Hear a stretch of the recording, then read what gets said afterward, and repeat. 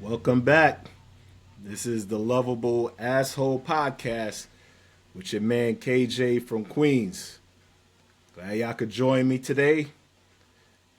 Wanted to ask a question. Will your job, your career, your profession be around in 10 years? Will what you do today to feed your family and take care of your loved ones be relevant in 10 years? Reason I ask that is that we're undergoing one of the biggest transformations in world history. There have been several revolutions that are tied to technology and economics. Apart from war and colonization, we're just talking about revolutions based on innovation. You had the steel boom. You had the boom tied to electricity. You had the oil boom. More recently, we had the internet boom. And now we're in the midst of the AI revolution, where technology is taking off at an outlandish pace. And those in power are looking for ways to spearhead that change and to create data systems and mine natural resources and find locations on the map, i.e., Greenland,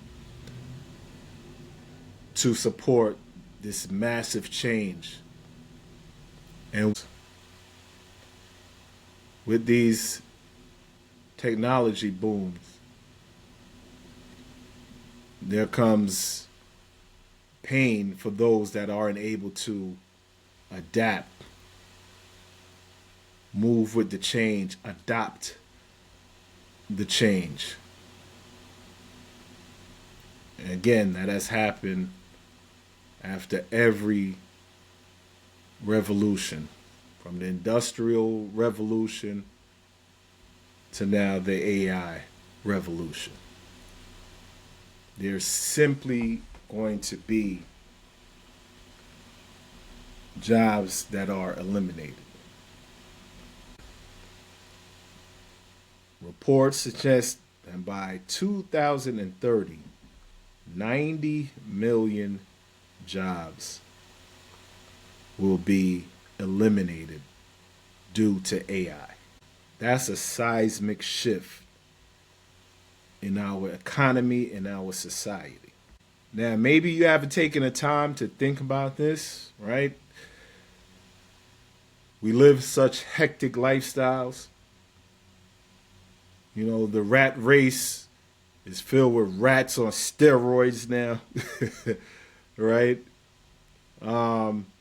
Maybe you're comfortable in what you're doing currently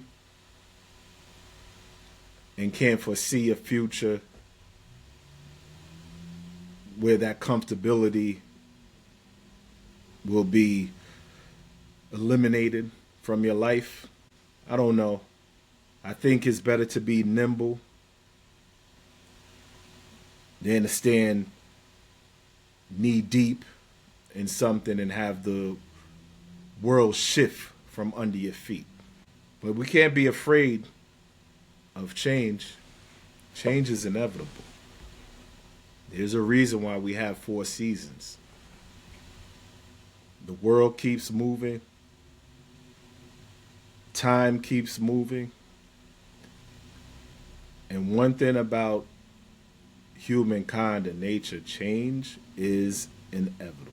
For those of us that are, over 40, such as myself, think about all the things that have changed just within our lifetime. Remember payphones? Right? Remember when you had to meet up with your friends or, get a little shorty, you got a number, you got to meet up, right? And you had to go to the payphone to give them a call to say, yo, I'm down the block. I'm at the McDonald's down here, or I'm at the gas station. How do I get to where you at? Payphones are all but eliminated now. Remember, whether you use the payphone or not, you driving around somewhere you don't know how to get to, and you actually had to stop somebody on the street and ask them directions.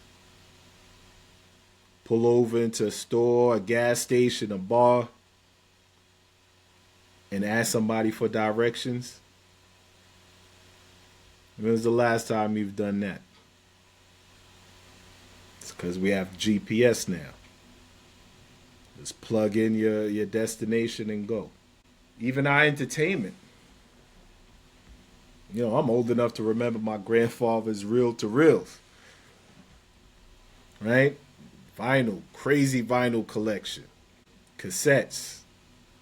To the point where, like on Nas' new album, Light Years, talk about pause tapes where you actually used to make your own mixtape based off what was on the radio. You used your tapes, your 90-minute Memorex, and created your own little mixtape. Remember going to record shops. Last time you went to a record shop, is there a record shop anywhere close to you, anywhere? Unless it's a boutique, vintage record store.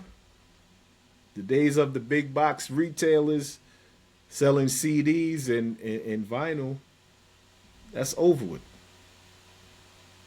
Now we're just on our computers, on our phones, just plug your music you want to hear. Shit, on the TV. Go to YouTube TV and play videos on there. You don't have to run home and catch no video shows. Things change. And with change, especially large scale change, there's going to be pain because things get eliminated. There was a time, generation before me and even my generation, where, back in the days, if you wanted to go somewhere nice out of the country, planning, a honeymoon or, girls trip, guys trip, whatever the case may be. The Stella got a groove back trip, right? You used a travel agent. And especially in the 80s and most of the 90s, being a travel agent was good bread. Especially if you built up a good client base. That was good bread. Would you encourage anybody to be a travel agent now? Not when we can just go online, do our own research, and book everything at our fingertips. Times have changed. Is all change good? Nope. But all change is change. Is all change progress? That's subjective. But I would say, no. One good thing I will say, which has helped to hurt the margins of the car industry, and rightfully so, goddamn crooks. Remember, you had to actually depend on the used car salesman to give you any information on the car, and they always gave you some bullshit information about how great it is. It was one owner and da da da da da. Yeah. Now it's like, yo, show me the Carfax. And I said Carfax because that's what the fuck they use in the commercials. But send me the Carfax. So understanding that things change, and with change, certain things get eliminated. We have to ask ourselves, where am I going to be in 10 years, or where do I want to be in 10 years? Now, some experts predict that AI will actually generate more jobs in the long run than it eliminates. I'm not certain about that. Sounds like that trickle-down economics bullshit that has been, spewed since Reagan. that was always ridiculous to me because the more breaks, the more advantages, and the more kickbacks you get to rich people, guess what they do with it? They put it in their pockets. This is a capitalist country. This is a capitalist society disguised as a democracy. They're not sharing wealth. Their aim is to acquire more wealth and find ways to hide it in tax shelters. All right? So then, with the advent of AI, which improves on automated tasks, which gets more intelligent, faster, and efficient by the second, which will lead to more robotic advances. You're going to tell me that when human capital is eliminated and the expense of having human capital, which is the most expensive part of any business, especially corporations, if these giants of industry can find a way to eliminate that expense and replace it with technology that doesn't take lunch breaks, doesn't call out sick, doesn't need health care plans, that are actually going to add more human capital after they've put all of these investments and resources into AI technology, I call bullshit. We are at a crossroads. Now, some jobs, won't be eliminated. Some jobs will always be. I mean, most jobs will always be. Let me say that. You'll stop the fear mongering for a second. Most jobs will be around. Those that require the human touch. We're always going to need healthcare workers. We're always going to need teachers. Unfortunately, we're always going to need lawyers, right? Psychiatrists, psychologists, and the like. Because humans are always going to need some sort of human interaction. Even though large corporations have been doing a great job trying to eliminate humanity and how we deal with each other. I'll tell you a story. I saw this shit years ago. This had to been about 2009, 2010, the latest. I was at a Chicken and Waffles down here in Atlanta, having lunch with a coworker.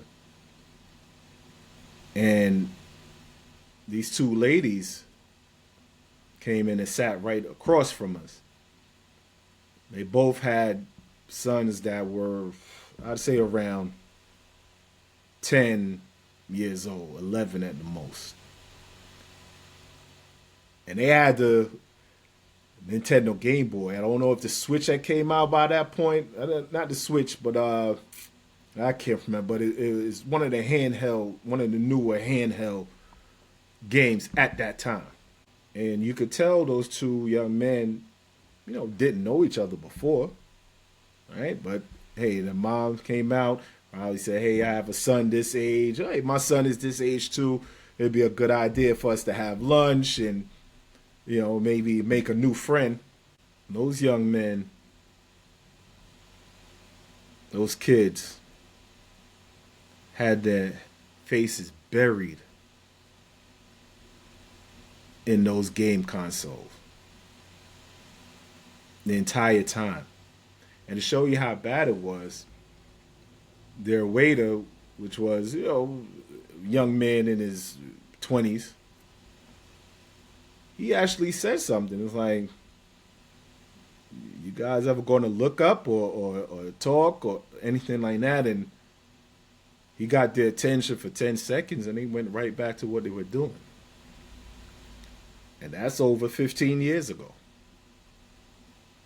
Now you go places, everybody's face is buried in their phone, me included. Not talking from the pulpit. I'm trapped in it too. Less and less conversations around a dinner table, right? Now, even the clubs that these young people go to, they've eliminated dance floors. Just nothing but sections and bottle service, or a bunch of people, some that know each other, some just want to, you know, look pretty and have some other pretty people around them, not talking to each other, not dancing, just sitting around and taking pictures of themselves. We've almost become desensitized to violence. Right? For instance, if something has happened back in days, you see somebody bullying somebody and you had a little courage about you, you go and at least try to stop a kid from getting jumped or whatever. Now you pull out your phone. Now you pull out your phone because you want footage. You want to be the first to post it on Facebook, Instagram, or TikTok. So a lot of our humanity has gone out of the door. And it has been a steady decline in human decency. And I'm not going deep into shit like, you know, racism and, you know, classism and whatever isms. Those things have been around forever. I'm just talking about just, you know, regular decency. That shit is out the window now. We move more like computer programs than ever before. So what you think the AI is going to do as it uses human beings every single second of every day to get smarter, to advance itself? You think that it's going to have need for you? For me? Why? The whole purpose for it is to collect all our habits, all our behaviors, our likes and dislikes, all our brain power and creativity so that it can do it all by itself. So ask yourself, are you ready for that change? Because shit is already real and it's going to get a lot realer in the next decade. Hell, they're already augmenting reality and selling it to us as something great for you to escape reality all day. Right? Things were always fake, but it's a lot more fake now. Reality TV is an oxymoron. There's nothing real about that shit. And people feed into it. They actually look up to these people that are living the super fake lifestyle and want to emulate them. You know, for this episode, I won't go deep into that, but you know, there's a whole another industry created that is giving a lot of mediocre people the avenue to be wealthy by just not having no shame, by just being willing to degrade themselves and put out enough degradation to make a buck. And it's paying off for them financially. We don't know what the long-term effects are going to be, because it's always cute until it's not. You know, think the Matrix. When Neo woke up with the goop-de-gop back in and had to plug himself out, and when he looked up, he realized that humans were just a battery for the machines. Yeah, I think that's just fiction. I mean, we're already doing it. I just told you, we feed AI. AI feeds off of us. Like your remote needs the battery to operate. So I say that to say again, we are going to have to adapt to a new world to a new reality. Skills that were relevant before, mindsets that were relevant before, like, hey, just go to school, get good grades, that's not going to cut it anymore. You know, my generation, the generation before, wasted a lot of time in these institutions of higher learning, so to speak. Unless you were specialized, going to school, for law, for certain, medical professions, engineering. You waste a lot of time with your liberal arts degree, with even your business degree. I know, I have a business degree. I have postgraduate studies. And I still, over time, had to carve out my own way to make it. I know people that never worked in the profession that they dreamed of when they went to college. So now we can't feed that dream to our children. We got to splash them with a dose of reality. They're going to have to be more creative than we had to be. They have to take advantage of the technology in front of them to create more intellectual property. Own it. Because ownership is the key. Because jobs are going to be eliminated. When I got out of school, hell, your entry-level jobs were customer service. Maybe you could get into a low-level accounting job, data clerk, something that was a springboard to your career.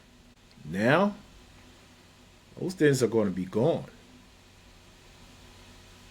So a young person going to school and taking a bunch of courses that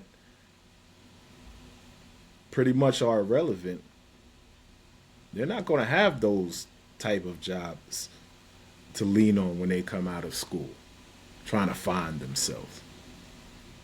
We're going to have to instill entrepreneurial spirits into our children.